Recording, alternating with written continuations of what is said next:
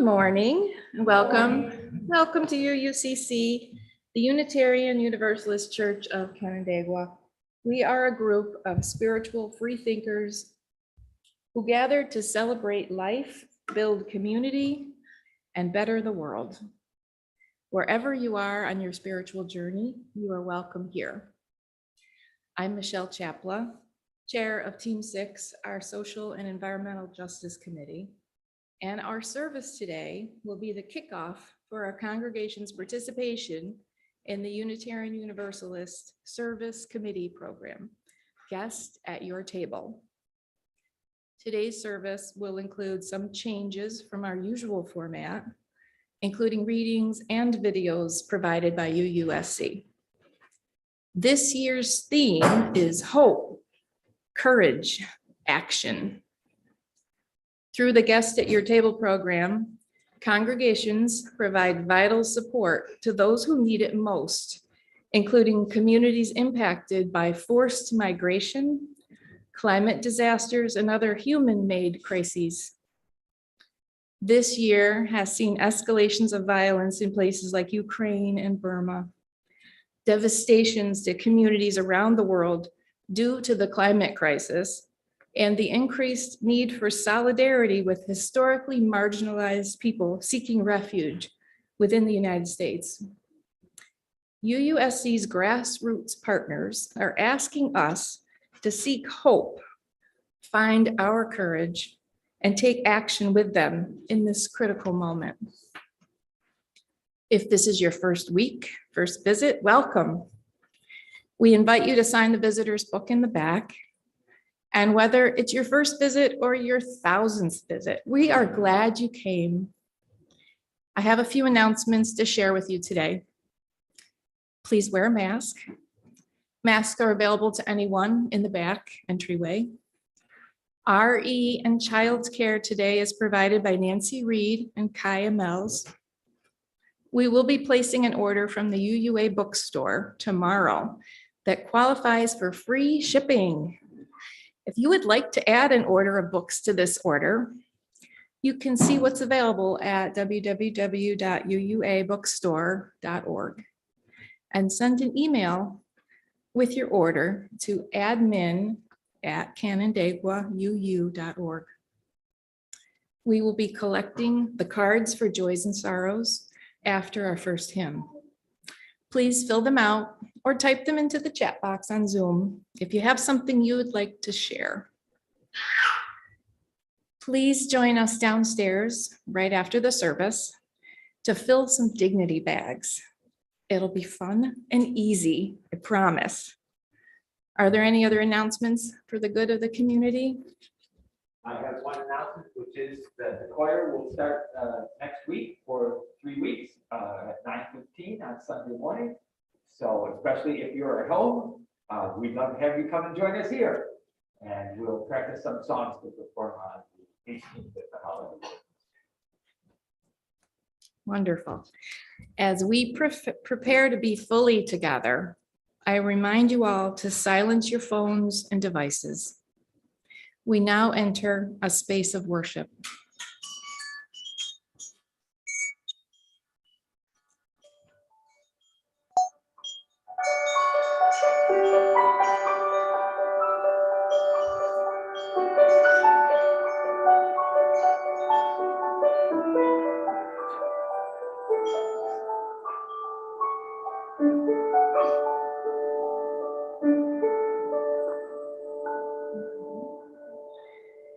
Our chalice lighting words today are "For the Collective Liberation" by Reverend Deanna Vandiver.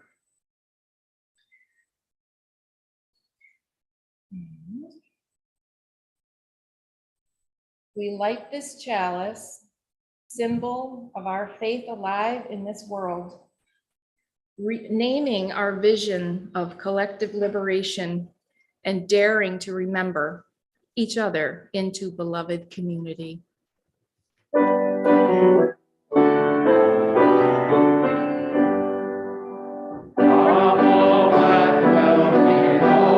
Skies, and faith and gold will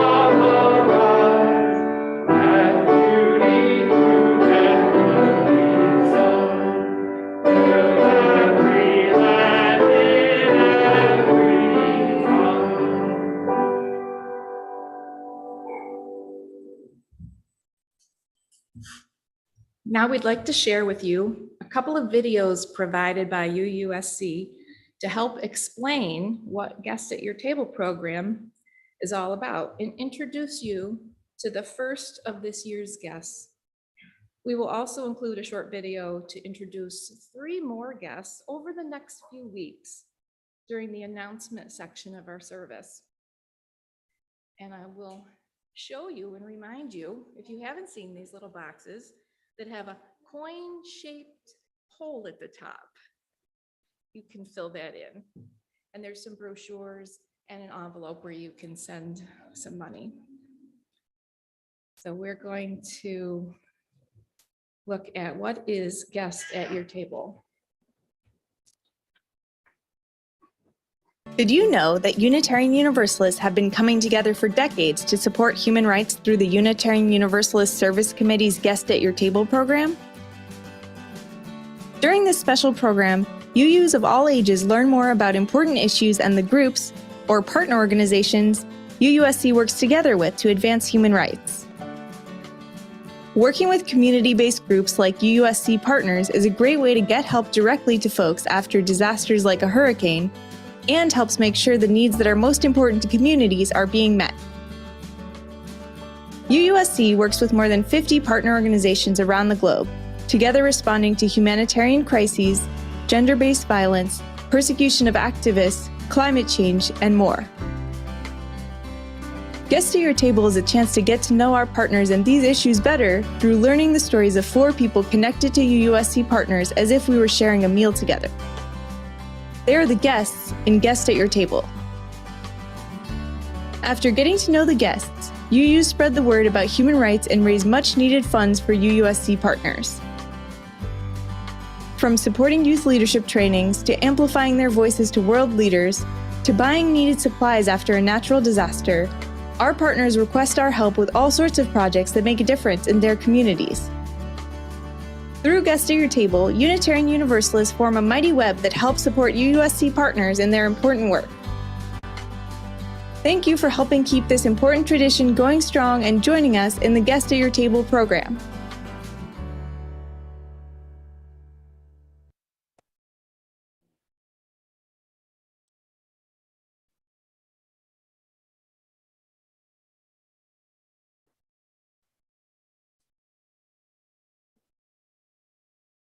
Now our first guest,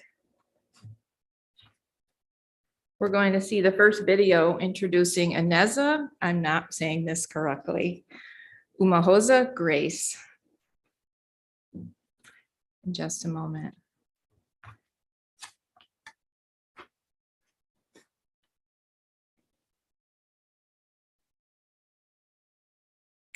When I first saw this video, I cried.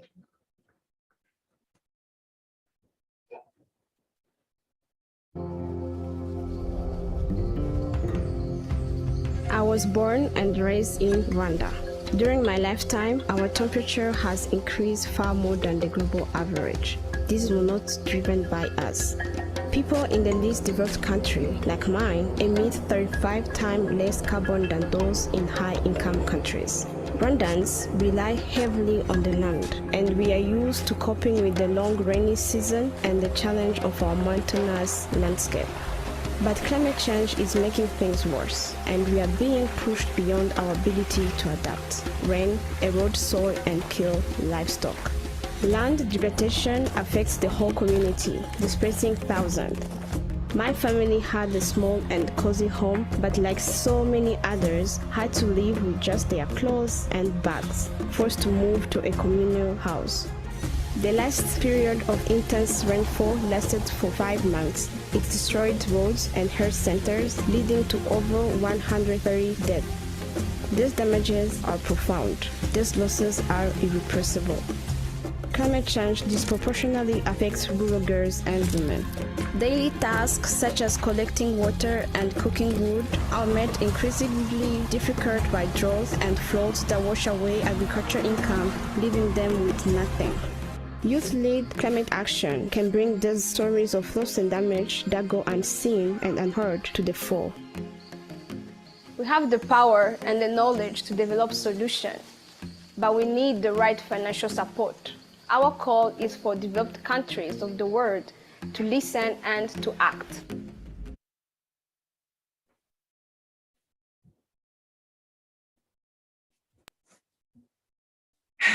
If you're here with us today in person, you can take one of the boxes or enveloped home with you and give it a place at your table or another central spot in your home and remind you to add what you can donate to the program over the next few weeks. You can bring the box or the envelope back to church on Sunday, December 18th, or send your donation directly to UUSC online at uusc.org/give-to-guest, or you could mail a check here with UUSC or guest or GAYT in the memo field. And then you can send it to UUSC P.O. Box 808, Newark, New Jersey, 07101.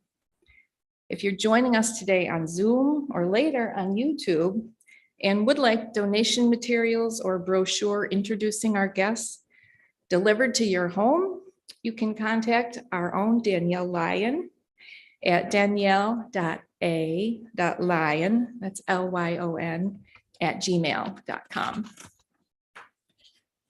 My kids remember the little box at our table. They were never sure what it was for, what they tell me, but they remember picking it up and bringing it back. I now invite you to rise in body or in spirit and join us in our opening hymn, number 346 in the gray hymnal. Come sing a song with me.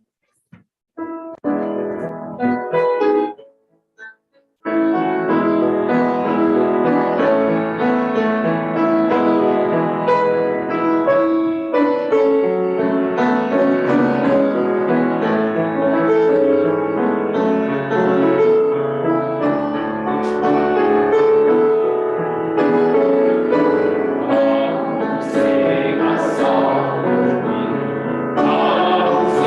a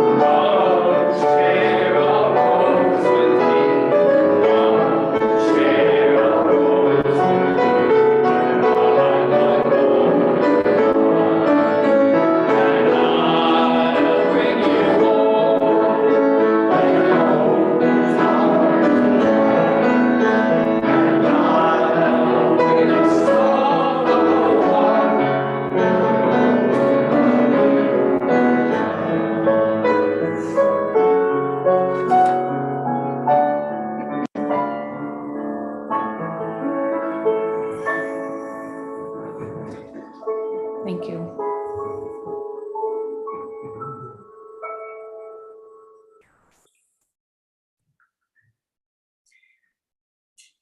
We are a community that holds one another in our celebrations and in our pain.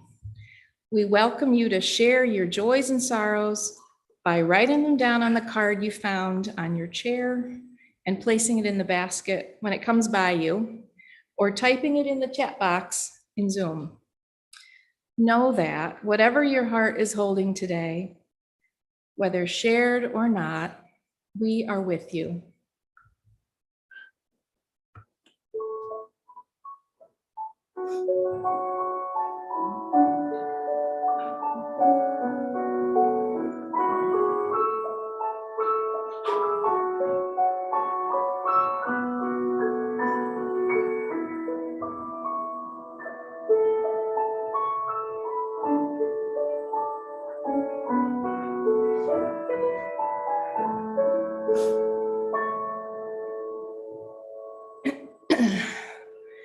It's story time. As you can hear, my voice isn't top-notch today, so I think that we're going to listen to a beautiful story called The Parrot and the Eagles. My video, I'm gonna have someone else reading it.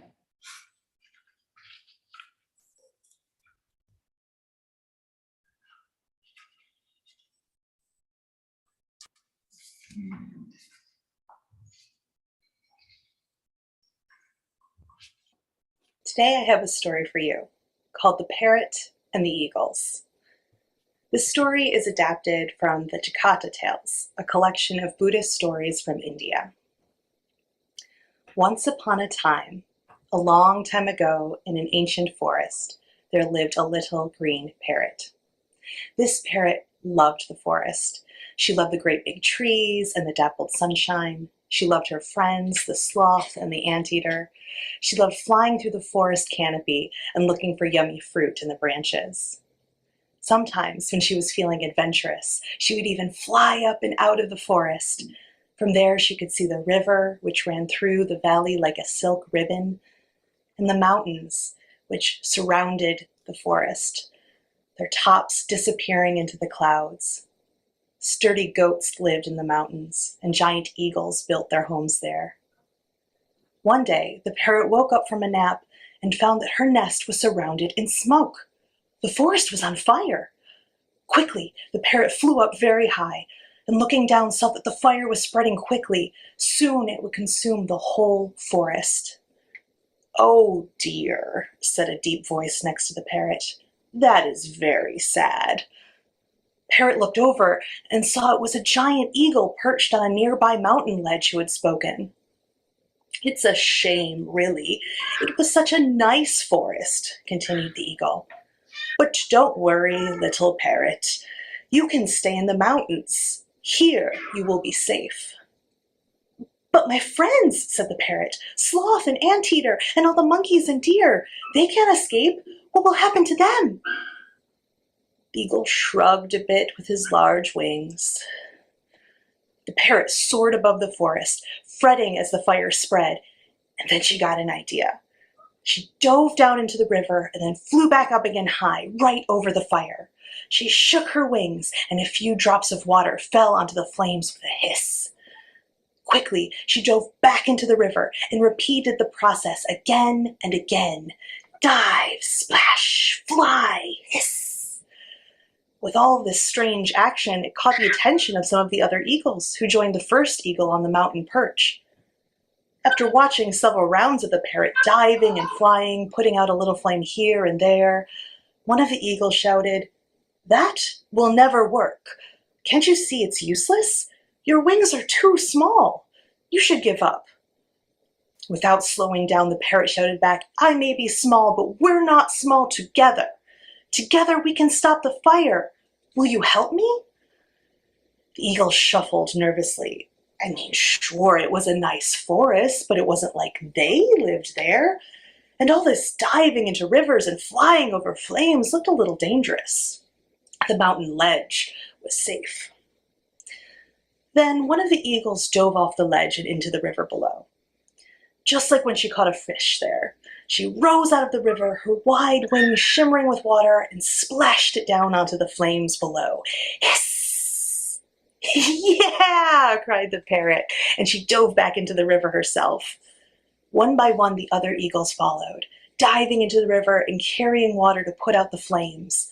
It took all day and into the night, but finally the last orange flame disappeared and the smoke vanished into the clouds over the mountains. The exhausted little green parrot slumped against her new eagle friend.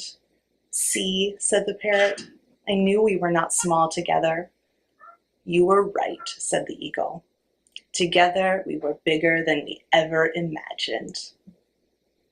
The end. Beautiful story. Love that. Now is the time in our service to join together in the spiritual practice of generosity. Our gifts of both time and money support our church in its work. Each week, we spotlight a group or a church committee and thank them for their gift of time and invite others who are interested to join them in supporting our church and programs. This week, the group is Pastoral Care under the direction of Reverend Eileen, and we reach out to members and friends. People interested in finding out more can contact Reverend Eileen or Kevin House. 1/4 for our whole plate collection today, I think, is going to Guest at Your Table program. You can give to this morning's offering by placing cash or check in the basket, or if you're joining from home, you can visit the website canandaiguauu.org/connection/donate, or mail a check to us here at 3024 Cooley Road, Canandaigua, New York, 14424. In either case, make a note that your gift is intended for today's offering. We now gratefully accept the offering.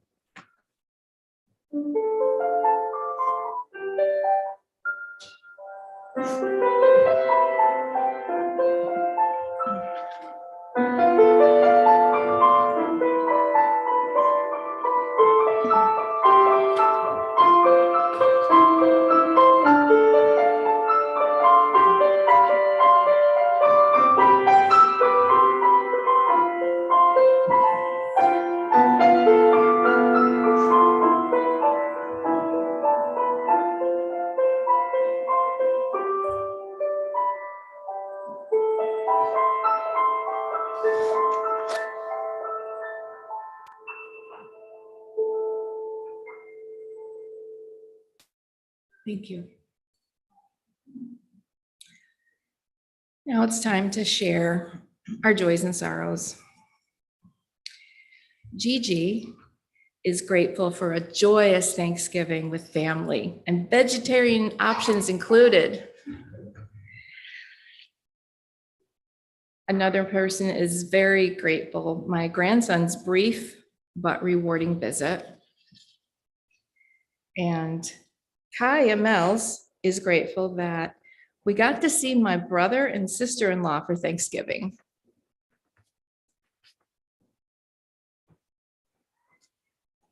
I will now drop a stone for those and all of the joys and sorrows left in the silence of our hearts. Whatever is in your heart today, we are with you. At this time, if there's any children who would like childcare, please go downstairs with Nancy and Kaya.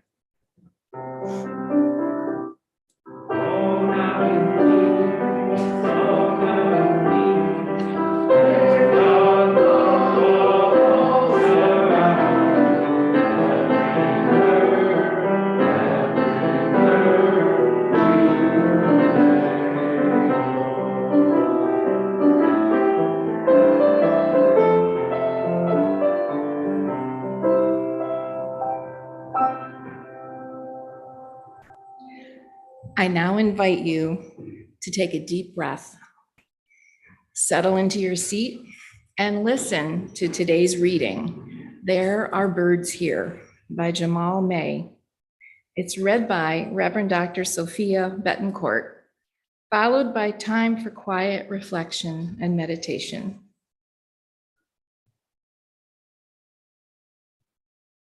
There are birds here. For Detroit. There are birds here. So many birds here, is what I was trying to say when they said those birds were metaphors for what is trapped between buildings and buildings. No, the birds are here to root around for bread the girls' hands tear and toss like confetti. No, I don't mean the bread is torn like cotton. I said confetti. And no, not the confetti a tank can make of a building. I mean the confetti a boy can't stop smiling about. And no, his smile isn't much like a skeleton at all. And no, his neighborhood is not like a war zone. I'm trying to say his neighborhood is as tattered and feathered as anything else, as shadow pierced by sun and light parted by shadow dance as anything else. But they won't stop saying how lovely the ruins, how ruined the lovely children must be in that birdless city.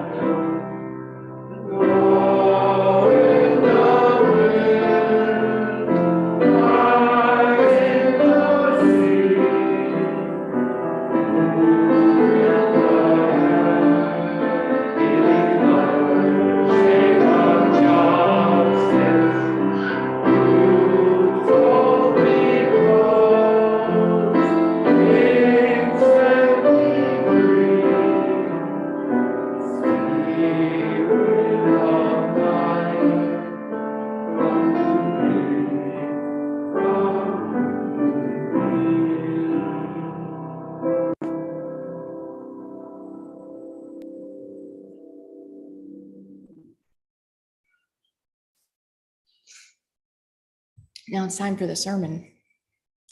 How's the volume in the videos? Good, okay. Yeah, okay. We can do that. We can make it a little louder. We will now share with you The Power of Every Voice, again by the Reverend Dr. Sophia Betancourt, a sermon that celebrates the annual Unitarian Universalist tradition of generosity and action. That is UUSC's guest at your table.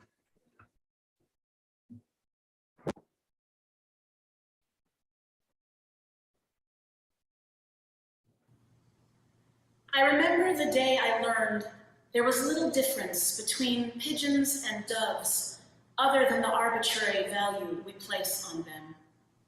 Both names describe a family of over 300 types of birds with round bodies, short necks, and thin beaks. And we tend to use the word dove when we mean a white feathered bird that is slightly smaller which to us represents peace, blessing, and even a physical representation of the Holy Spirit.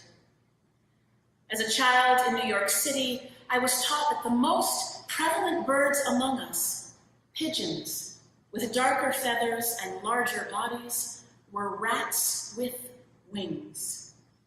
My apologies to the rats, which are quite lovely, intelligent beings. People often try to kick pigeons in New York, and not even the most dedicated bread sharers in Central Park convinced me otherwise. It took a voice with authority, that of my science teacher, to make me question who got to decide that doves were sacred and pigeons, rounder and darker like me, had less value.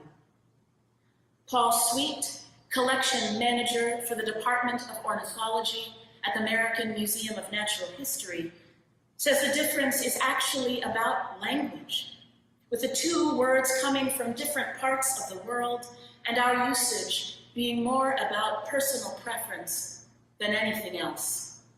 And there are birds in New York City, just like in Detroit. So many birds that might bring joy to children, if only we will let them. There is a power in every voice, claiming on its own terms what is most needed in this life and what is worthy of praise. Each year, Guest at Your Table ushers in a season of generosity in Unitarian Universalism that is worth celebrating. We are invited every fall to participate in the ways our Unitarian Universalist Service Committee centers the voices of our partners around the world in promoting human rights for themselves. We get to participate in the wisdom that knows liberation is found in everyday moments of living and must be experienced in those same moments so that we may be sustained in the work of justice. The splendor and potential of a small child feeding birds in Detroit is best understood by a Black poet also from Detroit, who knows the inherent beauty and struggle of his city. Those winged loved ones with darker feathers and substantial bodies burst through stereotypes of devastation, transforming pity into power and possibility. Their value is priceless, just like the 2 small coins that a widow in Scripture placed into an offering box. I was reminded this year in a chapel service at Drew University's Theological School that Guest at Your Table is not the only program that offers or offered to us boxes to collect our contributions in a season of generosity. Many Christian churches would teach their members about the 12th chapter of Mark, where Jesus is in the temple teaching his followers by telling them stories. The chapter closes on a moment where he is watching those gathered as they deposit their financial offerings. We are told that those with great wealth gave in large amounts, and then a widow offered 2 small coins, the smallest of coins. We might imagine them to be pennies. Jesus calls his followers to him to emphasize that this woman has given more than anyone else in the community because she donated everything she had. In our kindred liberal Christian churches, families were sent home with a widow's box to make their own offerings and to learn from this scriptural teaching. I want to pause and acknowledge that this is a story that too often was told in a way that silences the voices of those most impacted by economic inequality. It draws on pity to inspire us to grow in our generosity. But today, those communities emphasize that this story is not about generosity. It is instead about injustice. And I would say that Guest at Your Table is about more than generosity. It is about the immense privilege of being invited into a knowing that is greater than our own. In the beauty of urban birds and the immense impact of a widow's offering, I find insistent voices of power and possibility in the face of injustice. Liberation lives here, where frontline communities, those most impacted by human rights violations around the world, claim the power of organizing, the power of action, and the power of their own voices. We are the actual guests at a table that is rich with some of the most powerful embodiments of hope in our human living. We are blessed to amplify their labors, and we are made more whole by moments of possibility in the struggle for justice. For over 80 years, UUSC has centered the belief that all people have inherent power and dignity in their work to advance human rights and social justice around the globe. And we do so in a way that is partner-led, meaning that those who work to confront unjust power structures and mobilize to challenge oppressive policies in their own communities get to decide how to shape that work. The wide range of support that UUSC offers our partners through research, education, strategic media communication, and advising in addition to financial grants. All of that allows our partners to prioritize what is most needed in their own communities, rather than having to reshape themselves to match specialized grant requirements just to secure funding. It is so rare, beloveds, in the world of justice making, to allow the voices of those who know best to emphasize the wholeness and value of a Detroit neighborhood and its children, even while organizers give their all to bring badly needed change. I am mindful of one of this year's guests, Ineza Umuhoza Grace, who you met in today's story, and whose work you can learn more about online, whose experience of fighting climate disruption in Rwanda deepened over time with her knowledge that too many voices were missing or silenced in the conversation. Her work on issues of climate-impacted loss and damage insists on the inclusion of young people and women. She works for global solidarity in the climate justice sector by allowing people from the global north and global south to have one voice to demand justice. Here is Ineza speaking in her own words about the impact partnering with UUSC has had on the Youth Coalition work. So that one is really, really huge because UUCC was the first philanthropy to tell us, hey, give us a proposal, we're able to fund, we're able to trust you.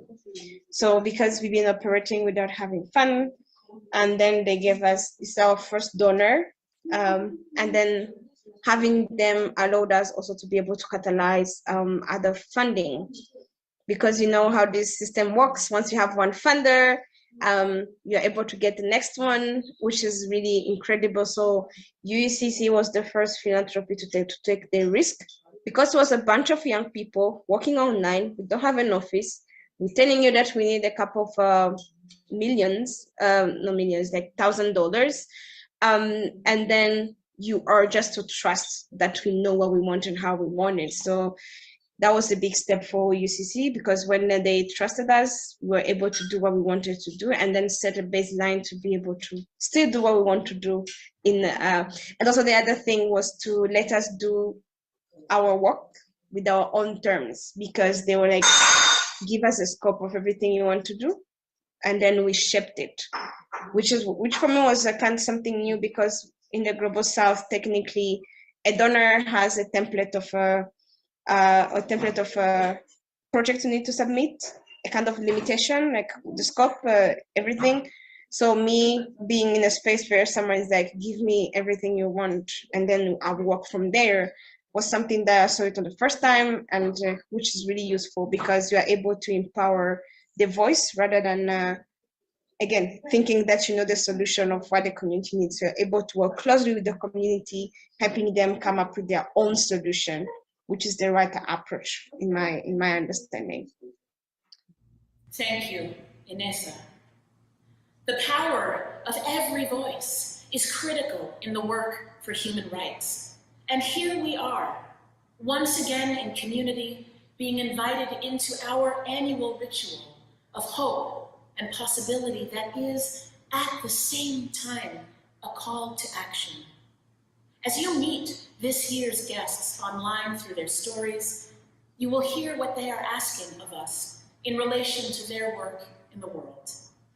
We are being asked to fight any fatigue we may have over the struggles and needs of those fleeing their homes for greater safety, to lean into our beliefs in the power and dignity of all people when stories of war and climate catastrophe might otherwise overwhelm us. Our guests are asking that we grapple with the devastating realities of genocide in Burma and in other parts of the world, and that we join our voices with those who cry out at injustice. We are being asked to take action in relation to climate disruption and to learn more about the human rights violations experienced by LGBTQIA+ immigrants when they arrive here in the United States. These are just some of the efforts that our partners are leading in these momentous days. One small part of the blessing that we get to amplify through our support of UUSC. As you prepare for guests at your table this year, know that you are joining a feast that has nourished us for more than 40 years. This program is the primary way that our congregations support the incredible work that our UU Service Committee does in all of our names. When we partner with UUSC, we empower UUSC to partner with those who know best what their own communities need in these incredibly difficult times. Throughout my ministry, I have heard that all of us are needed in the work of promoting human rights. May this annual practice serve as an immense blessing, like the release of a giant cloud of birds that startles our spirits into remembering to hope anew. Be they pigeons or doves, may our offerings remind us that our commitments and our actions are how we live our Unitarian Universalism in the world. And may we follow the leadership of our guests in making this world anew. May it be so. Amen. Ashe. And blessed be.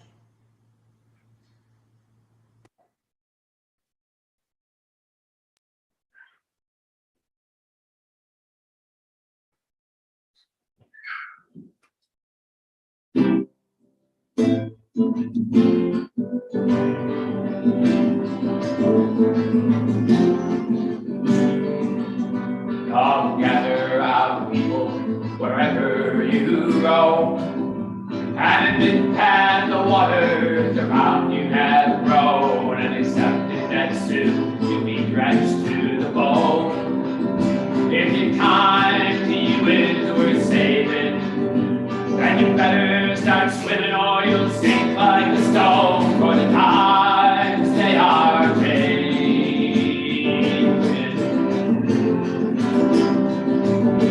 Come riders and critics who promise high with your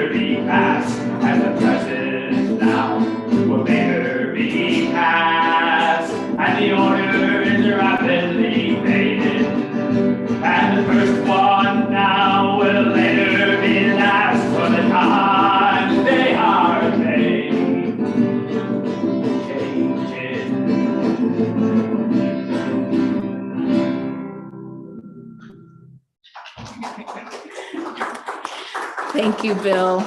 We all enjoyed that, from the oldest to our youngest.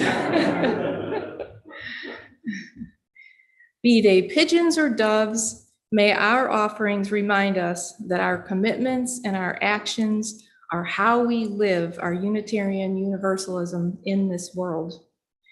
May we follow the leadership of those most impacted by injustice in making the world anew. And may this practice serve as an immense blessing, like the release of a giant cloud of birds that startles our spirits into remembering to hope anew. I now invite you to rise in body or spirit and join us in our closing hymn, number 1018, in the teal hymnal. Come and go with me.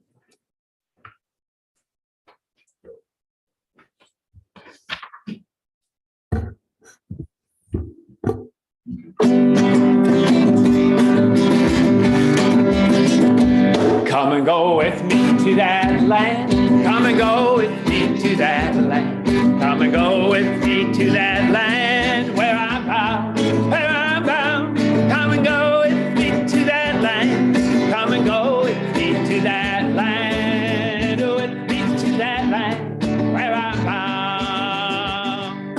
There'll be freedom in that land. There'll be in that land. There'll be freedom in that land where I'm bound, where I'm bound. There'll be freedom in that land. There'll be freedom in that land. Freedom in that land where I'm bound.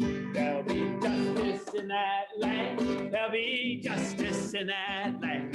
There'll be justice in that land where I'm bound, where I'm bound. There'll be justice in that land. There'll be justice in that land. Justice in that land where I'm bound. There'll be singing in that land. Voices ringing in that land. There'll be singing in that land where I'm bound, where I'm bound. There'll be singing in that land. There'll be singing in that land. Singing in that land where I'm bound. So come and go with me to that land. Come and go with me to that land. Come and go with me to that land where I'm bound, where I'm bound. Come and go with me to that land. Come and go with me to that land. With me to that land where I'm bound.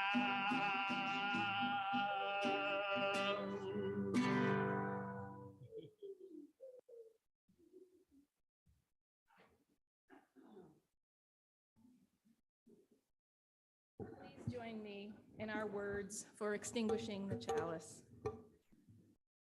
We extinguish this flame, but not the light of truth, the warmth of community, or the fire of commitment.